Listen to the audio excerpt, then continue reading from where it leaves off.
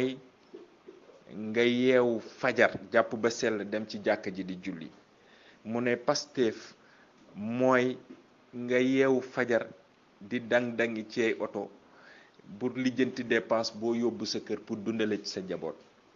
Pastef mooy nga toll ci yàlla may la nga mën a dem dox yiw dem ñaani soxna indi ko ci sa kër. mu bëgg a wax foofu ne nit lu mu amul Pastef mënu caa am ndam. Pastef juddu muy parti politique tudde boppam les patriotes du Sénégal pour le travail, l'éthique et la fraternité. maanaam Pastef maanaam ñu jàpp ne am réew am Pastef am pas-pas moom moo koy tabax. ñu jàpp ne turu Pastef du dara lu dul détermination, parce que réew ab tappale du ko defar, réew ab naxaate du ko defar. ñu ne citoyen sénégalais il faut que ñu am détermination àndandoo ñun ñëpp bokk lu ñu bëgg pour le Sénégal.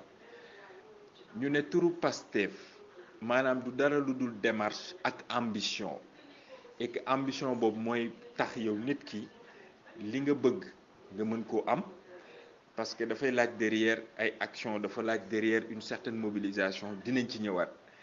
mais ñun suñu parti dafa laaj nit ñi nekk déjà ay patriotisme mooy nga bëgg sa réew.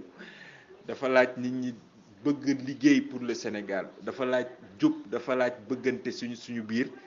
noonu la parti Pastef dugg. dinañ ñëwaat ci valeurs yi nga xam ne moom moo tënk parti bi, mais ñun Pastef la ñu tudd ñu neneen nañu Pastef. et il est extrêmement important ñu xam ne lii nga xam ne engagé wu nañ ci pour le peuple Sénégal, pour defar réew mi, ñu xam ne dafa laaj ñu ànd ceeg pas bu mat sëkk. parce que loolu bu amul déjà liggéey bi ñu nekk di ko def rek, ku ci nekk individuellement sa activité professionnelle yaa nga cay def fulla bu mat sëkk. et que loolu réew mi daf koo soxla ba ku nekk bu ko defee pour Sénégal, je pense que Sénégal dina mën a dem. moo tax ñu ne dañu soxla li nga xam ne moom la ñuy wax la mise en commun des énergies individuelles, et que loolu moom mooy Pastef. parti bi nag ñi ngi ko créé comme j'ai dit tout à l'heure en janvier 2014. Pastef nag dafa am ay valeur yu ko ëmb. valeur bu njëkk bi mooy le patriotisme. patriotisme mooy nga bëgg sa réew. réew ay doomu réew mi ñoo koy defar, réew ña fa dëkk ñoom ñoo koy defar. parce que tey jàpp nañ ni le changement ne peut pas venir du ciel. il faut que ay góor, il faut que ay jigéen yoo xam ni dañu jug taxaw temm takk seen ndigg pour defaral seen bopp seen réew. moo tax ñu ne le patriotisme du dara lu dul engagement, du dara lu dul action, du dara lu dul nga bokk ci sa réew ak ña koy defar. donc moo tax ñu ne patriotisme ça peut s'exprimer même sur le plan militaire wala sportif wala culturel, parce que ñooñu tey ay exemple patent lañ yoo xam ni dañoo bokk ci ñu gëm ca la ñu nekk, et puis di ca sonn pour en tout cas am ci résultat. et dafa laaj pas-pas sur le plan économique également. et beneen valeur bi di li nga xam moom la ñuy wax liggéey mën nañ koo rek tënk ci li nga xam moom mooy jaamu yàlla. yàlla moo njëkk a santaane ne ko ay jaamam il faut que ñuy góorgóorlu di liggéey, parce que liggéey mooy tax en tout cas nga mën a jariñ sa bopp, moo tax nga mën a jariñ sa njaboot, moo tax nga mën a jariñ sa réew. seetlu nañu léegi Sénégal loo xam ni kenn xàmmewu ko ci doomu aadama, mooy nit ñi ko dajee léegi mi ngi lay tàllal loxo di ñaan. te nit bu demee bay def loolu rek am na fu mu toll. donc réew mi actuellement dafa nekk ci contexte socio-économique boo xam ni waajur yi sonn nañ, ndaw ñi jaaxle nañ, et je pense que loolu du nattu bu ñu yàlla teg. donc Sénégal moo am malheur boo xam ni tey ay njiitalu réewam ñoo leen ko teg. te loolu il faut que ñun patriotes yi nga xam ni yàlla may ñu chance ñu am leader boo xam ni àdduna bi yëpp naaw nañ ko, ñu fexe jële fi loolu nga xam ni moom moo fi nekk. donc travail dafa bokk ci valeur yu am solo yoo xam ni Pastef daf koy incarner. bañ nañ ko ba ni dañu bëgg a déprofessionnaliser la politique du liggéey, ku ci nekk day am liggéey ba noppi gëm ko, fonk ko, boole ko liggéeyal sa réew. beneen valeur bi muy éthique mën nañ ko wax ci tubaab li nga xam ni mooy esthétique de dedans, mooy rafetaayu xol, rafetaayu gëm-gëm. te loolu gis nañ ko ci suñu leader le président Ousmane Sonko. jaar-jaaram nekk na loo xam ne lu doy waar la ci koo xam ne mi ngi occupé woon une poste de responsabilité bu stratégique bu ko neexoon tey ñu di ko tudd ci ñi nga xam ni ñi ngi maye ay milliards te defu ko. donc en tout cas mu doon valeur boo xam ni ñun dañ koy sàmm di ko fonk, muy la loyauté envers son peuple, muy dynamisme, muy courage ak persévérance. mu nekk également li nga xam ni mooy la patience, la compétence. mu nekk également li nga xam mooy honnêteté, nekk sagesse, mooy jub, mooy jom, mooy fulla, mooy dëggu, mooy kóllëre. ci tubaab ñi di ko wax droiture, war mën koo wax dignité, di fierté, di honnêteté wala loyauté. mu nekk ay valeurs yoo xam ni dafay symboliser le projet de PASTEF ak la ligne de conduite du parti. dernière valeur bi mooy la fraternité. mu nekk lu am solo ci suñu taxawaay pour le Sénégal, parce que il faut que ñu bokk lu ñu bëgg.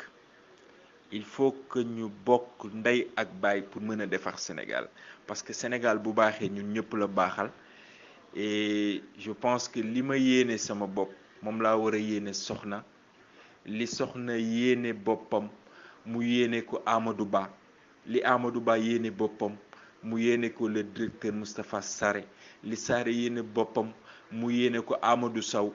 ñun ñëpp ñu bokk lu ñu bëgg et que ku ci nekk yéene sa morom jàmm. tant que loolu mënuñu ko am dina jafe trop pour ñu mën a tabax réew mi, parce que gis nañ fi loo xam ni dafa doy waar trop ci réew mi. je pense que am nañu chance ñu am un parti boo xam ni dafay woote ñun ñëpp ñu booloo doon benn, bokk ndey bokk baay, ñu tabax li nga xam ni tey ëllëg bu taxawee jariñu sénégalais yëpp lay doon. je pense qu'il est extrêmement important. àdduna la ñu nekk, dañuy dem bàyyi fi liñ fi fekkoon, ñeneen ñooy ñëw, nañu fexe jëw bi rafet. et je pense que am nañu responsabilité ci avenir du réew mi nga xam ni ëllëg suñu ay doom, suñu ay sët ñoo fi war a juddu, war fee fekk lu baax, war fee fekk lu sell, war fee fekk lu yiw. et je pense que loolu war nañ ko sàmm, et c'est une responsabilité morale boo xam ni day interpeller ku ci nekk ci ñun.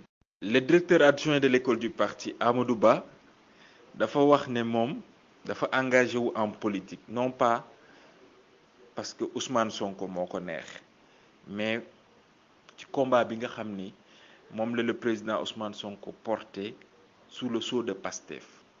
vision bi nga xam ni moom lay incarner et le projet de société de PASTEF. bu fekkee nag Ousmane Sonko mi nga xam ni nekkoon cadre dans l'administration moom moo am courage sacrifier liggéeyam pour le peuple sénégalais, ñun naka la ñu war a def. muy question boo xam ni daf ñuy interpeller ñun ñëpp, yéen suñu ay naataango yi nga xam ni yéen a nekk PASTEF Côte d'Ivoire. lan moo war a doon suñu taxawaay bu fekkee le président Ousmane Sonko bi nga xam ni yàlla mayoon na ko teraanga mu mënoon koo dayloo, moom moo def loolu pour le Sénégal, ñun naka la ñu war a def. je pense qu'il est extrêmement important. ñu bari dañuy dugg PASTEF non parce que non Amadou Ba mi ngi PASTEF, il faut que ma bokk PASTEF. le directeur Moustapha Sarré dafa doon nit koo xam ni dama koo naw, donc il faut que ma bokk PASTEF. non soxna dama am ci moom yaakaar, non il faut que ma bokk PASTEF. dañu bëgg PASTEF ay militants yoo xam ni ils sont convaincus. c'est pas parce que image yu nit moo tax ñuy bokk ci parti bi, parce que bu loolu amee dina jafe trop pour ñu am des militants convaincus. dañu bëgg ñoo xam ne dañu épouser valeurs yi nga xam ne moom laa doon citer sànq, doon ko développer pour que ñun ñëpp ñu xam ne dafa am lu ñu gëm pour le Sénégal, et que loolu projet moo ñu mën a may ñu réaliser ko. et que pour projet boobu ñu mën ko réaliser, il faut que ay góor ay jigéen yu bokk gis-gis bokk gëm-gëm, ñoo xam ne ils sont convaincus et déterminés pour servir d'alternative pour le Sénégal. PASTEF nag li ko uutaleeg yeneen parti yi dafa bëri lool parce que PASTEF mooy parti boo xam ni tey mën naa mobiliser des milliers et des milliers de citoyens te du ci jox kenn dërëm, te du ci jox kenn oto. nit ñi ñooy ñëwal seen bopp, nit ñi ñooy jox seen bopp ñu lekk, nit ñi ñooy jëndal seen bopp t-shirt. te loolu ci parti PASTEF rek lañ ko gisee. yàlla nag mi ngi ñuy wan boppam parce que Sénégal am naa yaakaar suñu ay kilifa liggéey nañ fi loo xam ni yàlla duñu mus a seetaan donc Pastef c'est vraiment un bon prétexte pour nous citoyens sénégalais ñu jaamu yàlla ba tax nañu ne la devise du parti Pastef mooy le don de soi pour la patrie.